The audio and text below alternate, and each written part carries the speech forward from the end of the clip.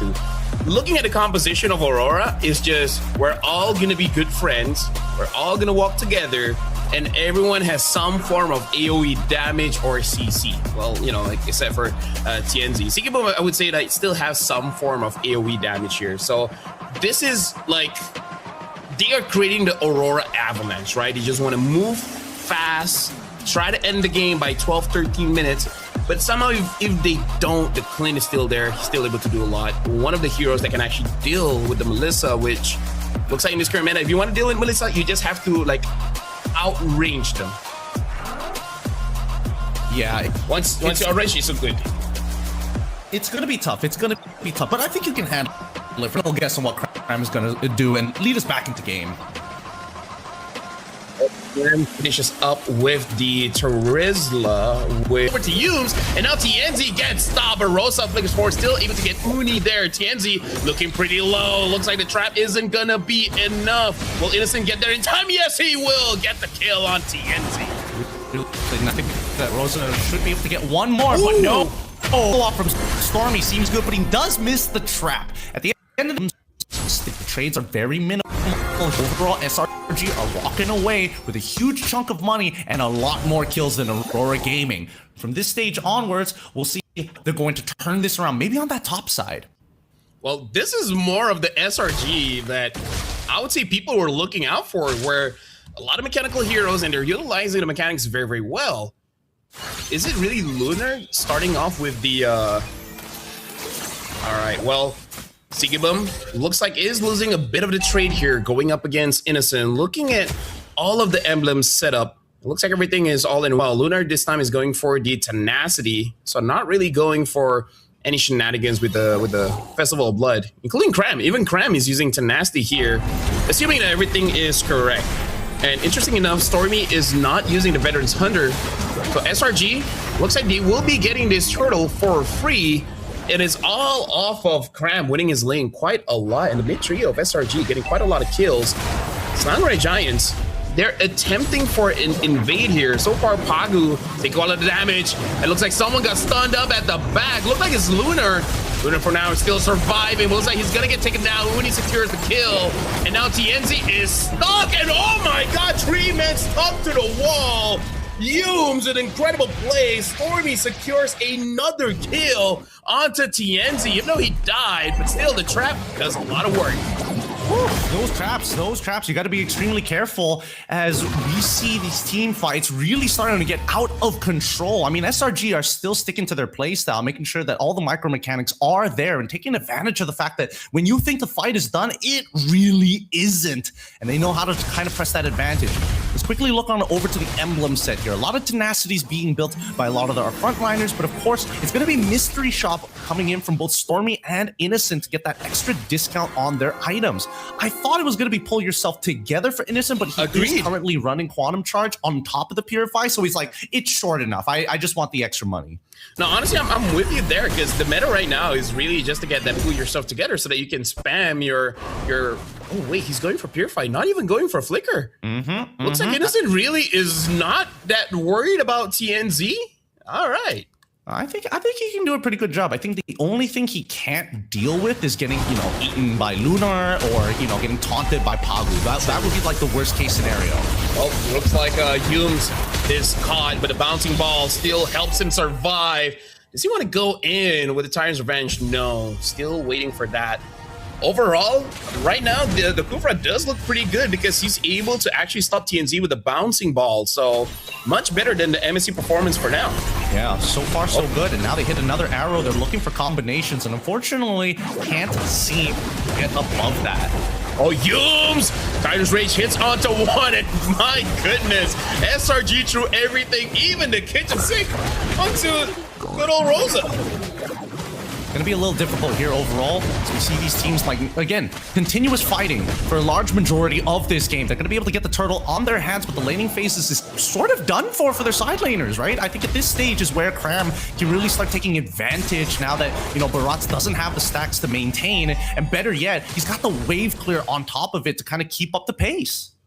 We rarely see Stormy on this Selena, but whenever he is on a Selena, I gotta say those arrows are very deadly. Even if they don't hit, They're pretty close. They're pretty close on hitting. And right now, Selangor Giants looks like Pago gets hit again. He for sure is gonna, I don't know, take about more than 100k damage by 10 minutes here. It's a lot of the damage to take, and it's just to breathe for them. And I think that's what Aurora Gaming is trying to get. Just a single moment to take a breath and say, you know what? We're good. We scale back up. Our main win is going to be Sigaboom trying to win out this lane. So really, Aurora should be investing just a little bit more pressure down on this bottom side.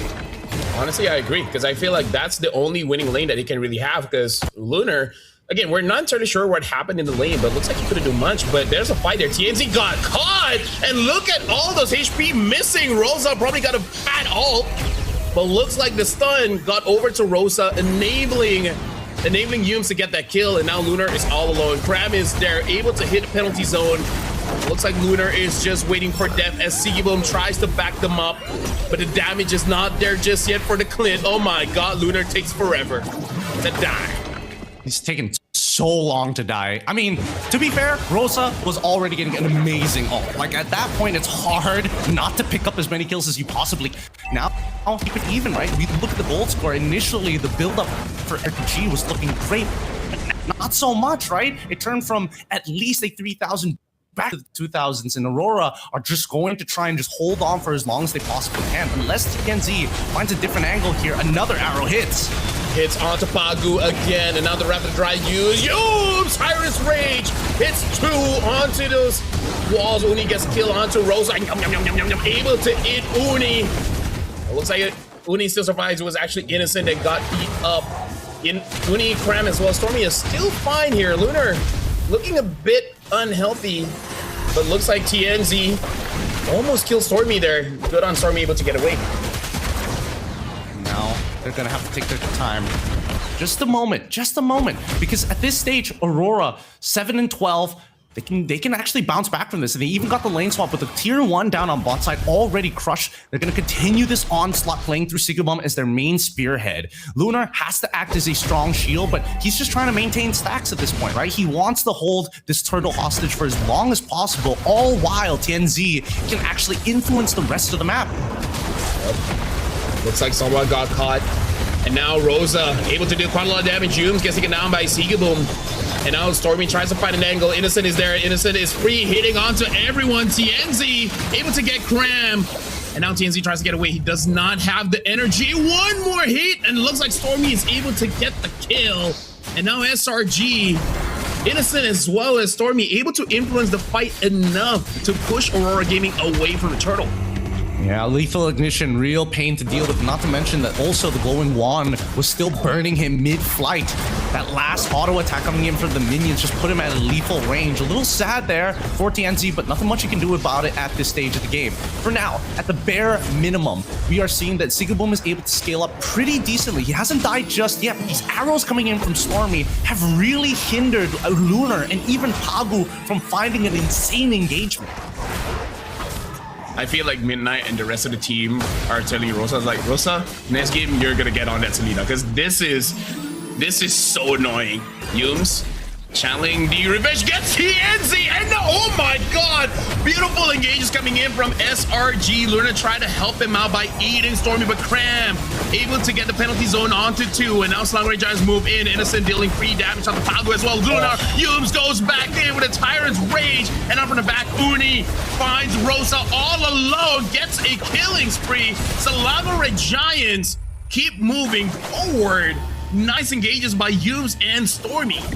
What are these guys? Delta Squad? It feels like they just continuously fight every single time. They're just using their micro mechanics and finding these incredible angles to get early on into these fights. And maybe this is what they were trying to implement during MSC, right? Maybe this was the major idea, but it feels a lot more polished this time around and a lot more confidence that I'm seeing from Selangor Red Giants, especially coming in from Yums, right?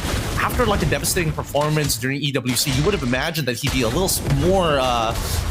more scared to open up this map, a little more scared to try for these big plays. Yeah, honestly, yeah, the connection between Yums and Stormy, I might even say it looks stronger than before. I don't know if it's like because of a hero thing with the Kufra as well as the Selena. They're chaining their crowd control beautifully, but here's the thing. Aurora Gaming, Sigibum is 3-on-3, right? And he does not have the Sky Piercer, but at this point, against this kind of draft, I feel like he doesn't even really need the Sky Piercer. So I feel like SRG, they are one forced engage away from Sigibum just popping off, but for now, they're still zoning out Lunar. They're still zoning out Pagu. Sigibum is there. Aurora Gaming, they just got to figure out how to protect Sigibum, and then they should be able to take SRG down. Yeah, and I think that right now they're just probing the reactions of SRG, right? They're trying to see what abilities and what people get the Hornet's nets rattled up here. And SRG understand that they are a very cooldown-based composition. They can't just fight whenever they want. They have to time it perfectly with the Selena to get the maximum value. And so far, Sigibum, he can't seem to get in on the pit just yet. Okay, these arrows need to stop, because even some of them, I'm like, okay, that should not hit.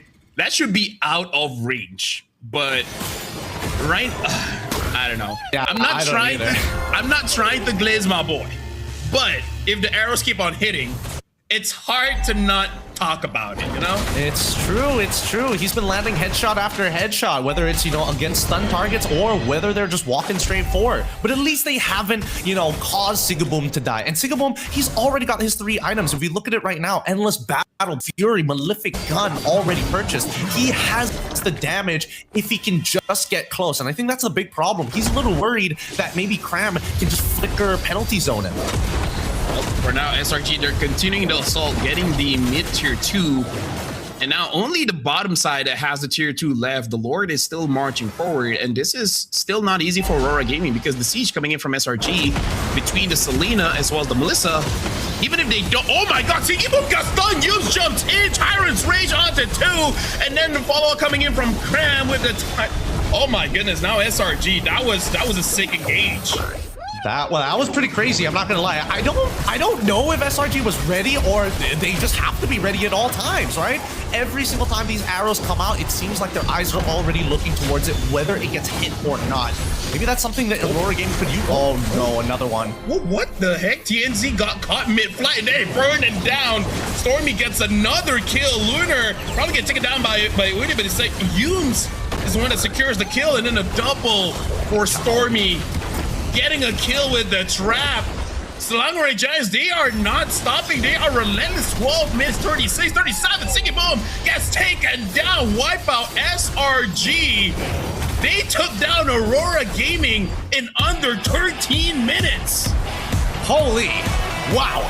I definitely wasn't expecting SRG to be coming out of the gate